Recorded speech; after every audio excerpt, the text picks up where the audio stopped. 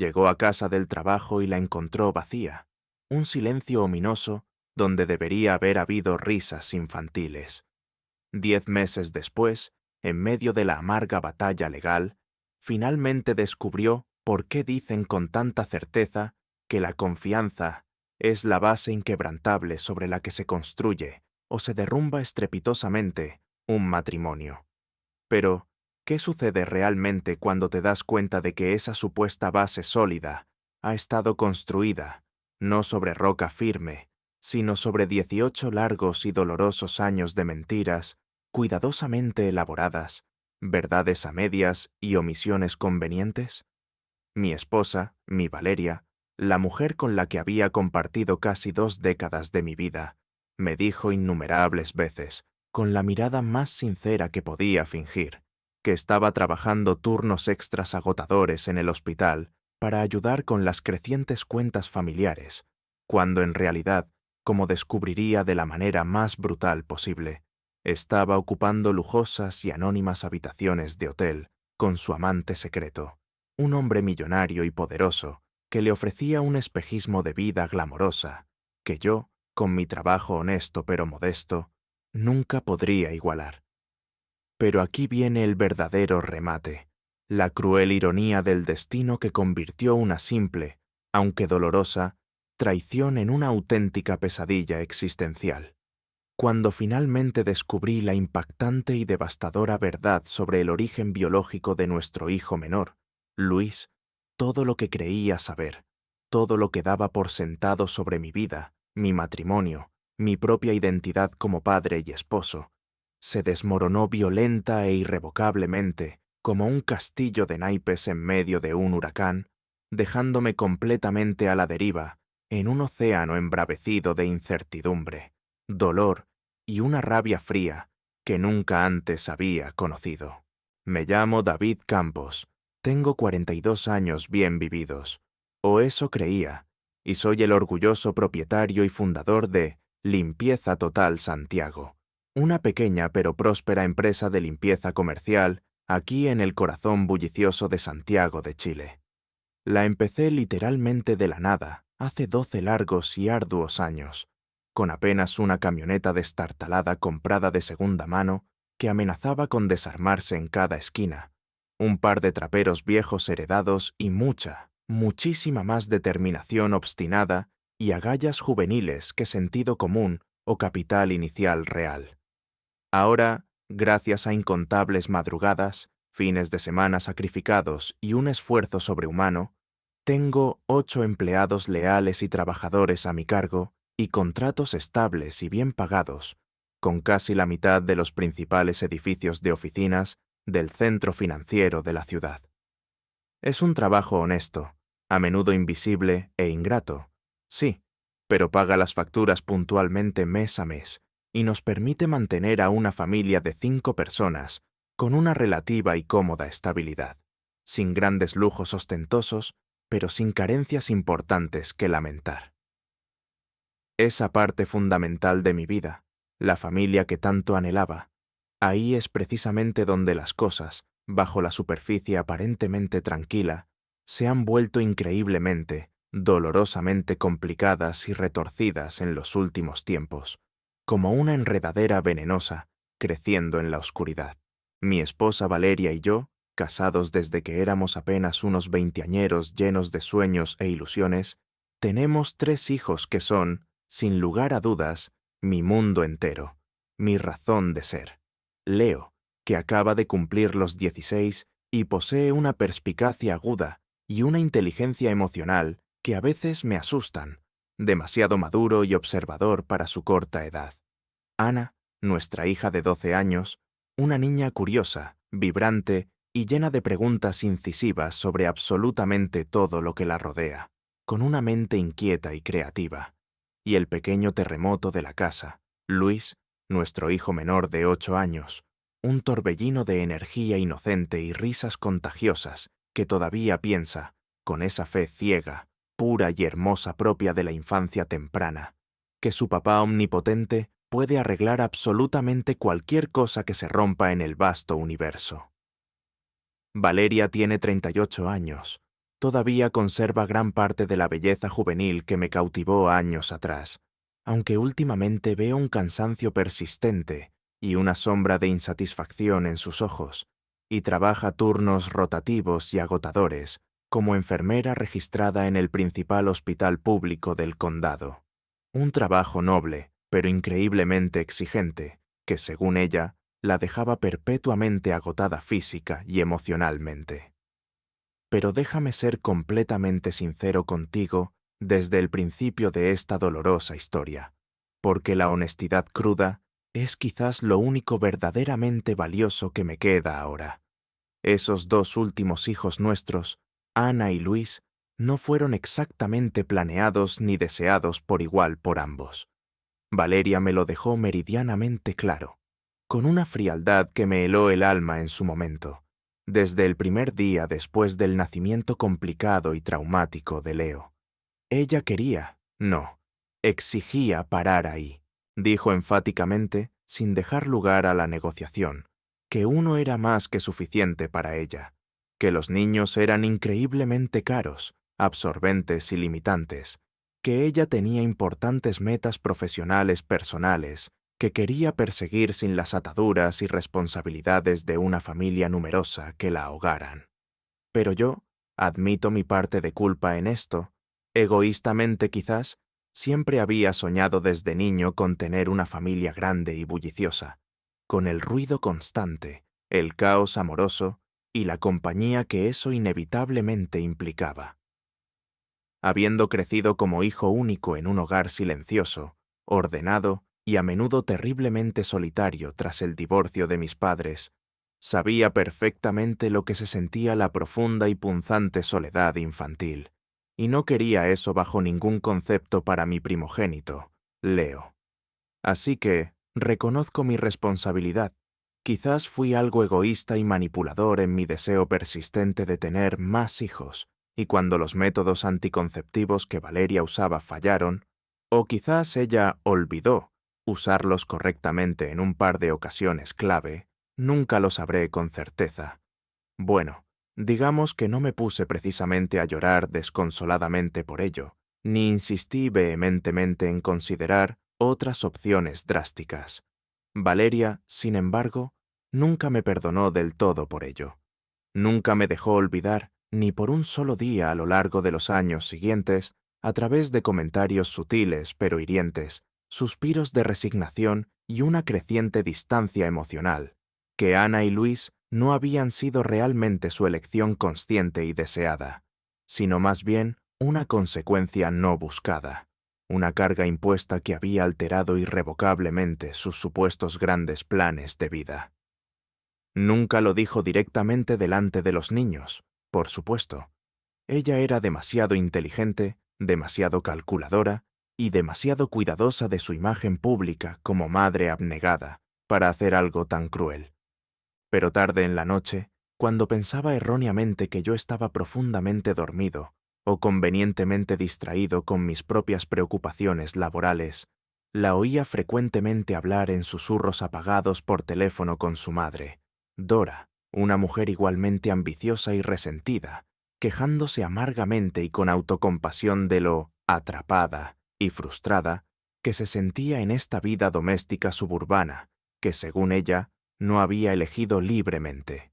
Esa debería haber sido mi primera, segunda y tercera señal de alarma inequívoca, una gigantesca bandera roja ondeando furiosamente justo frente a mis ojos ciegos. Pero, estúpidamente, me mentí a mí mismo una y otra vez.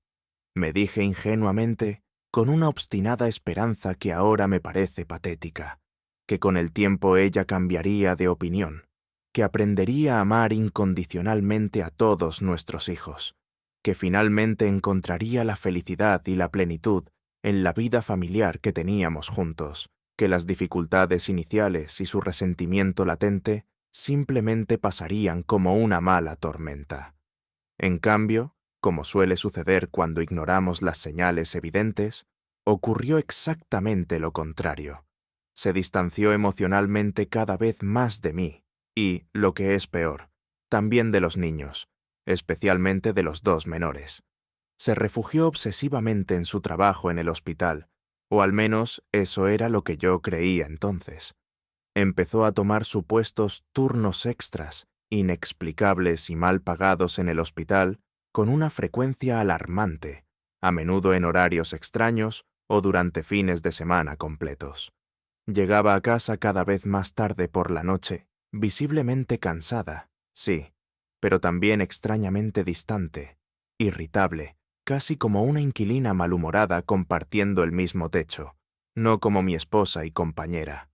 Los niños, por supuesto, con su aguda percepción infantil, también lo notaron y lo sufrieron en silencio. Especialmente Leo, el mayor y más sensible, empezó a preguntarme con una creciente preocupación y tristeza, en su voz adolescente, por qué mamá ya no iba casi nunca a sus importantes partidos de baloncesto del colegio, cuando antes, en sus primeros años, nunca se perdía uno y era su mayor fan. Yo, sintiéndome como un cómplice involuntario y un pésimo mentiroso, inventaba excusas poco convincentes sobre su trabajo agotador y sus horarios impredecibles, intentando protegerlos de una verdad que ni yo mismo quería enfrentar. Su madre se estaba desconectando lentamente de nosotros. La mañana fatídica en que todo mi mundo cuidadosamente construido sobre arenas movedizas de negación comenzó a desmoronarse, irreversiblemente. Empezó, irónicamente, como cualquier otro martes rutinario y aparentemente anodino. Me levanté temprano como de costumbre, preparé el desayuno y los almuerzos para los niños.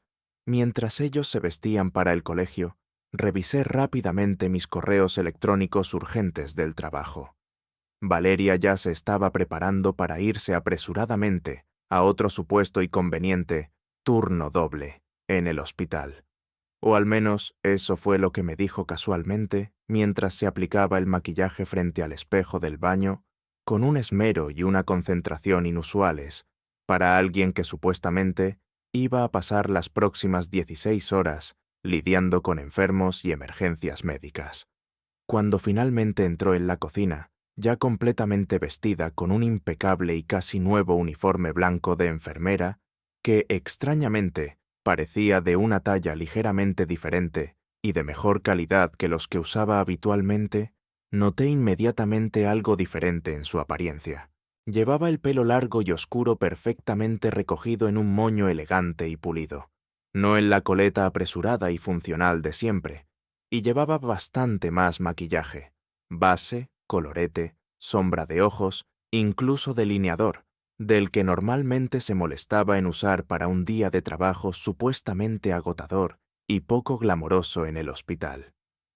«¿Te ves muy bien hoy, cariño?», le dije con una mezcla de sorpresa y genuina apreciación, aunque una pequeña y molesta campana de alarma comenzó a sonar débilmente en algún rincón olvidado de mi cerebro. Lo decía sinceramente. A pesar de todo, se veía radiante, casi desconocida, con un brillo inusual en los ojos. Apenas levantó la vista de la pantalla brillante de su teléfono móvil de última generación, donde tecleaba furiosamente un mensaje con una sonrisa secreta en los labios. «Ah, gracias», respondió Valeria con una frialdad casi imperceptible, su atención completamente absorbida por el aparato electrónico que parecía haberse convertido en una extensión de su mano en los últimos meses. «Oye, probablemente llegaré bastante tarde esta noche también, ¿vale? El doctor Rojas, mi jefe, programó un par de cirugías extra de nuevo a última hora. Ya sabes cómo es esto». La palabra incrédula, cargada de meses de frustración acumulada, se me escapó antes de que pudiera detenerla conscientemente. ¿Otra vez? Sus ojos finalmente se encontraron brevemente con los míos por encima del teléfono, pero en lugar de cansancio o resignación, brillaban con una clara y punzante molestia, casi con desprecio. «Sí, David, otra maldita vez», replicó con un tono cortante y áspero, que me heló la sangre en las venas y silenció cualquier otra pregunta que pudiera haber tenido. Algunos de nosotros, ¿sabes?, tenemos trabajos reales que de verdad importan en el mundo. La cocina quedó sumida de repente en un silencio tenso, pesado y cargado de palabras no dichas y resentimientos acumulados. Sentí que el calor familiar de la ira justa y la profunda frustración subía peligrosamente por mi pecho, amenazando con explotar, pero respiré hondo y me lo tragué una vez más, como tantas otras veces antes, por el bien de la aparente paz familiar. No delante de los niños, me repetí a mí mismo como un mantra desesperado, aferrándome a ese último vestigio de autocontrol.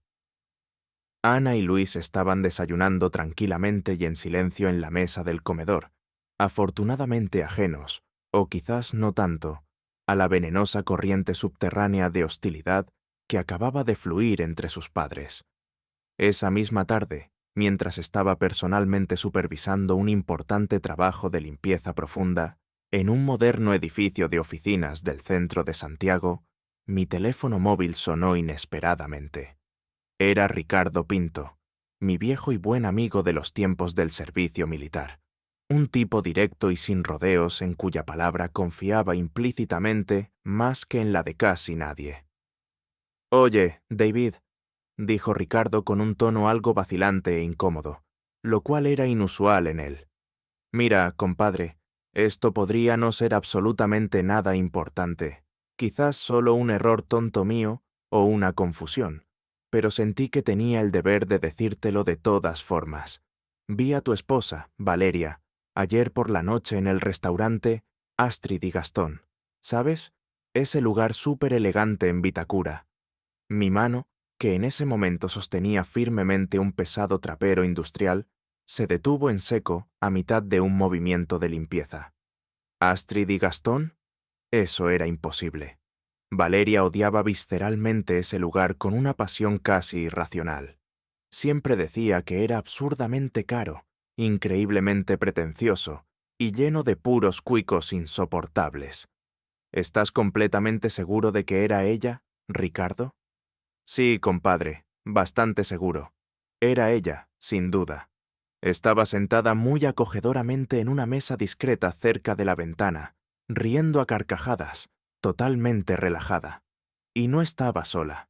Estaba con un tipo que definitivamente no eras tú, vestido con un traje muy elegante. ¿Cómo era exactamente ese tipo? Me oí preguntar, mi voz sonando extrañamente distante y metálica, como si perteneciera a otra persona narrando una pesadilla ajena. Bueno, era mayor que tú, diría yo a ojo. Quizás 40 y tantos largos, casi 50. Pelo canoso pero bien cortado y peinado. Llevaba un reloj carísimo que brillaba como loco. Definitivamente parecía tener bastante plata, ¿sabes? De esos tipos que probablemente mandan al mozo con un simple chasquido de dedos y esperan obediencia inmediata.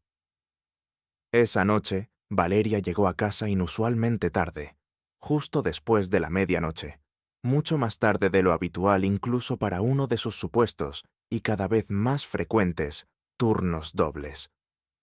Fingí estar profundamente dormido en nuestra cama cuando ella se metió sigilosamente a mi lado, intentando no hacer ruido, pero pude oler claramente un perfume sutil, pero inconfundible y persistente, impregnado en su ropa, no el suyo floral habitual, sino una colonia cara, amaderada y distintivamente masculina que no reconocí.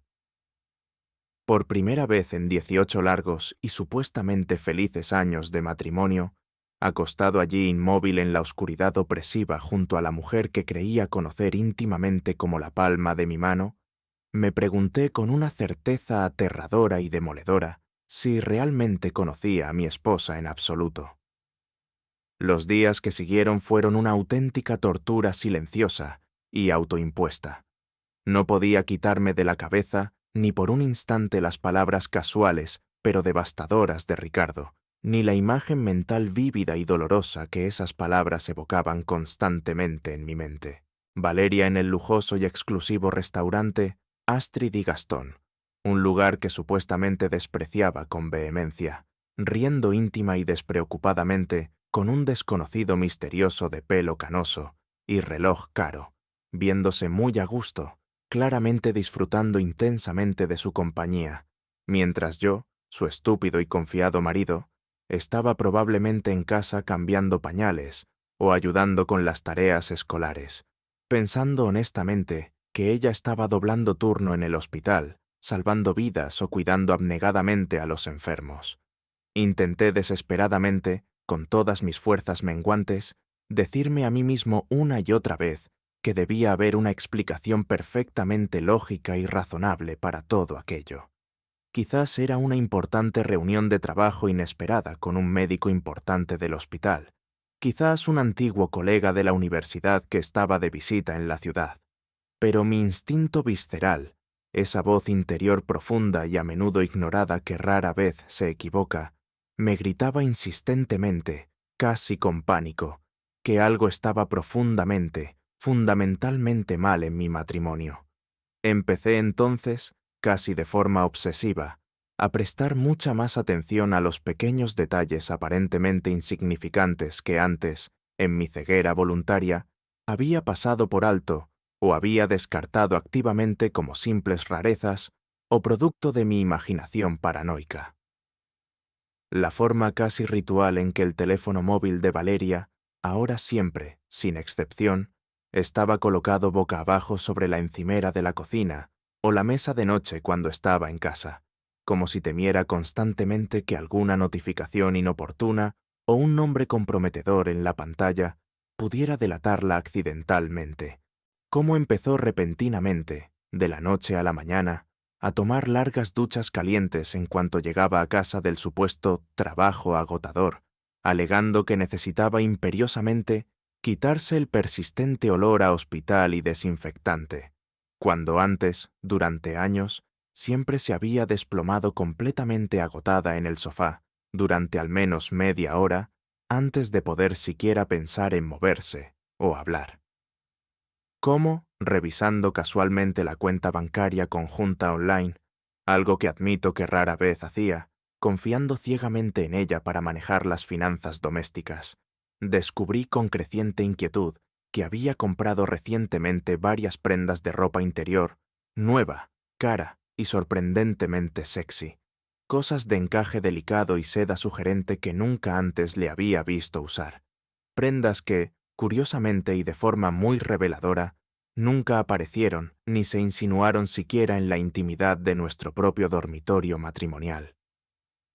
El jueves por la mañana, después de otra noche de insomnio plagada de dudas y sospechas torturantes que me carcomían por dentro, tomé una decisión impulsiva y drástica que se sintió inmediatamente como cruzar una línea invisible pero definitiva de no retorno, un Rubicón personal del que sabía que no podría retroceder.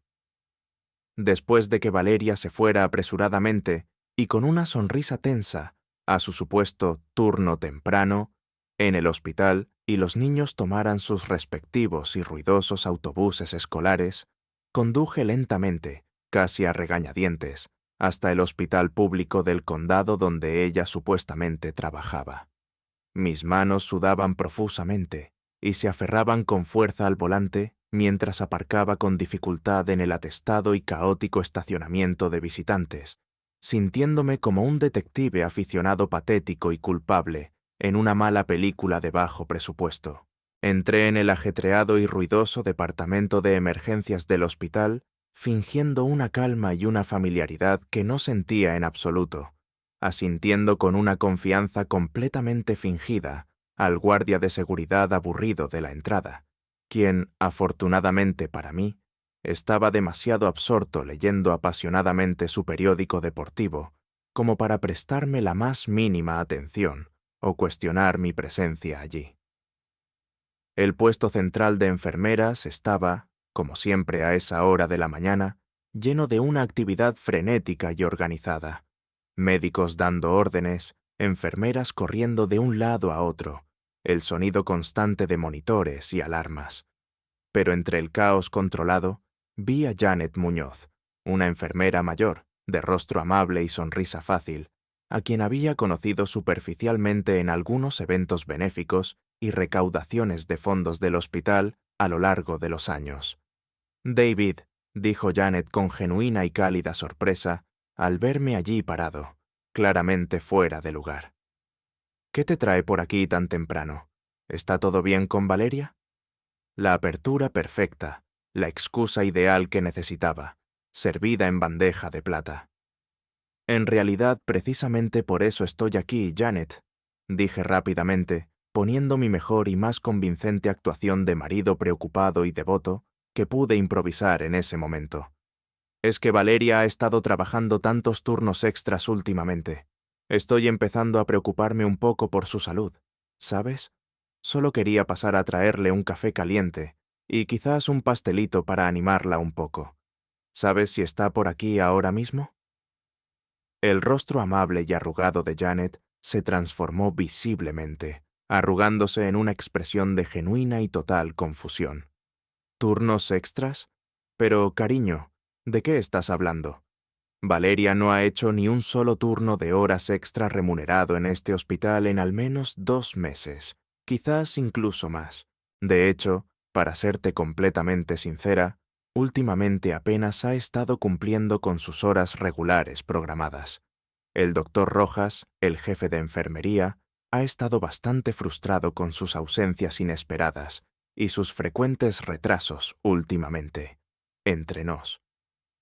Las palabras directas y sin filtro de Janet me golpearon con la fuerza brutal de un ladrillo en pleno pecho, dejándome momentáneamente sin aire y sintiendo que el suelo se abría bajo mis pies. Pero de alguna manera, logré mantener mi expresión facial lo más neutral y casual posible, luchando desesperadamente contra la oleada de náuseas y mareo que amenazaba con derribarme allí mismo. Oh, vaya, qué tonto soy. Debo haberme confundido completamente de fechas entonces, dije con una risa débil, forzada y absolutamente patética, que sonó hueca y falsa incluso a mis propios oídos. Ya sabes cómo es esto de la vida familiar y el trabajo. Uno pierde completamente la noción del tiempo, ¿verdad? Claro que sí, cariño. Te entiendo perfectamente, respondió Janet con sincera simpatía, volviendo ya su atención a la pila de importantes papeles y gráficos médicos que tenía delante. Bueno, dile que la saludo afectuosamente la próxima vez que la veas por aquí.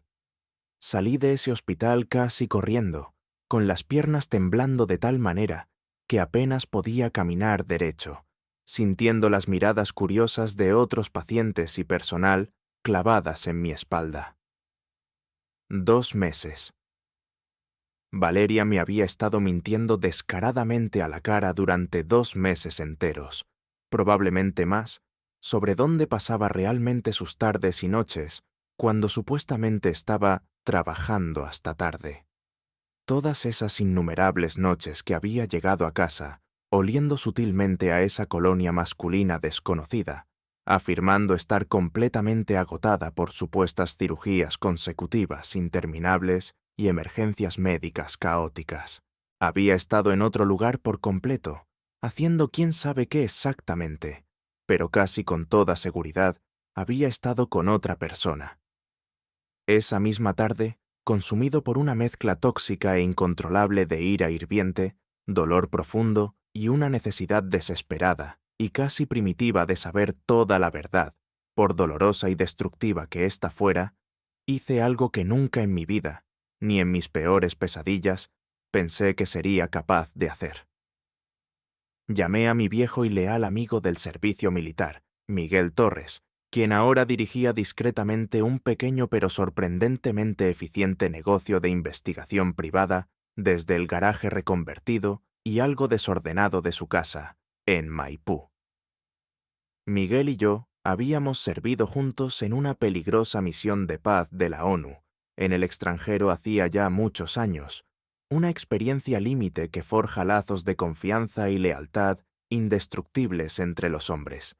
Y si había algo que yo sabía con absoluta certeza sobre Miguel era que él podía, si se lo proponía, averiguar absolutamente cualquier cosa sobre cualquiera, utilizando métodos que probablemente rozaban la legalidad pero que siempre eran efectivos. Necesito pedirte un favor enorme, Miguel, le dije en cuanto contestó el teléfono, mi voz sonando ronca, tensa y desconocida incluso para mí mismo. Y necesito, imperativamente, que esto quede estrictamente entre nosotros dos. ¿Me entiendes? ¿Qué tipo de favor exactamente, David?, preguntó Miguel inmediatamente, su voz volviéndose instantáneamente cautelosa y profesional, detectando sin duda la gravedad inusual en mi tono. Del tipo que implica seguir discretamente a mi esposa durante un par de días, admití finalmente con dificultad, sintiendo una oleada de vergüenza. Y tomar algunas fotos comprometedoras, si es posible y necesario. Hubo una larga, pesada y significativa pausa al otro lado de la línea, lo suficiente como para que empezara a arrepentirme de haber hecho la llamada. David, compadre, dijo Miguel finalmente con una seriedad inusual en él. ¿Estás completamente seguro de que quieres hacer esto? Porque una vez que abres esta caja de Pandora, una vez que tomas este camino oscuro, ya no hay vuelta atrás posible.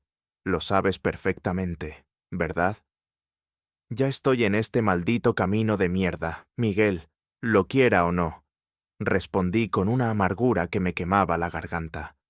Solo necesito saber desesperadamente ahora mismo hasta dónde llega realmente este engaño, cuán profundo es realmente el agujero en el que he estado viviendo sin saberlo.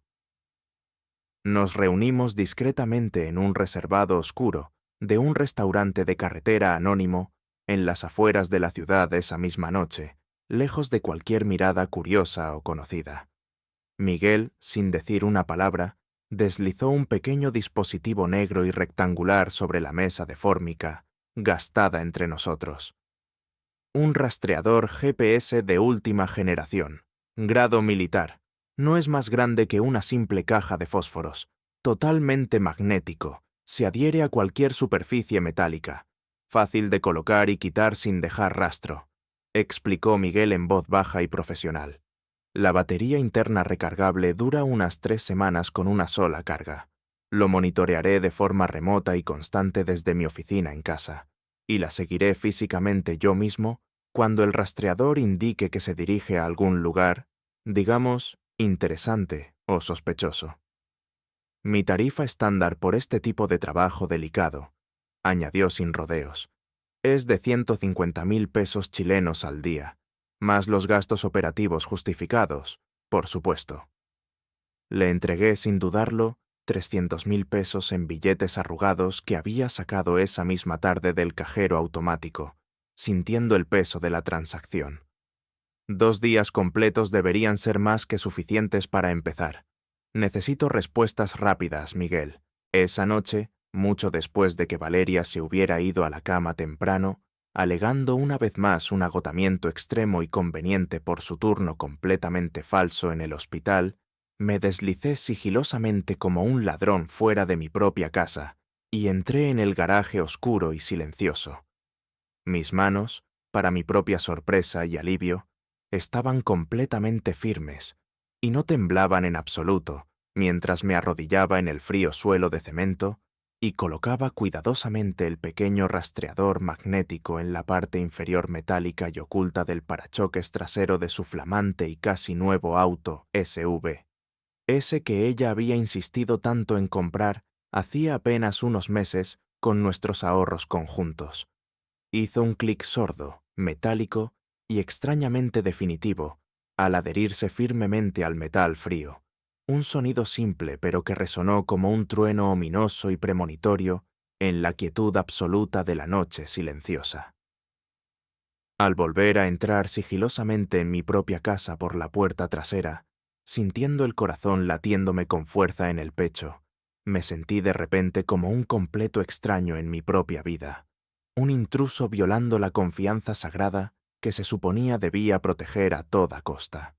El hombre bueno, confiado y quizás algo ingenuo que le había dado las buenas noches a Valeria, con un beso distraído, apenas 20 minutos antes, no habría soñado jamás, ni en sus peores pesadillas, con colocar subrepticiamente un dispositivo de rastreo GPS en el coche de su propia esposa.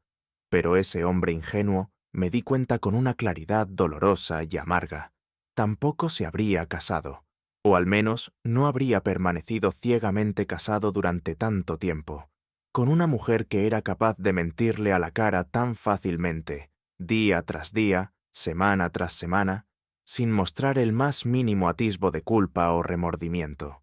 Estaba aprendiendo dolorosamente rápido, a la fuerza, que a veces, para sobrevivir a la traición y proteger lo que te queda, tienes que convertirte temporalmente en alguien que apenas reconoces en el espejo, para poder lidiar eficazmente con personas que, trágicamente, resultan no ser en absoluto quienes tú pensabas honestamente que eran.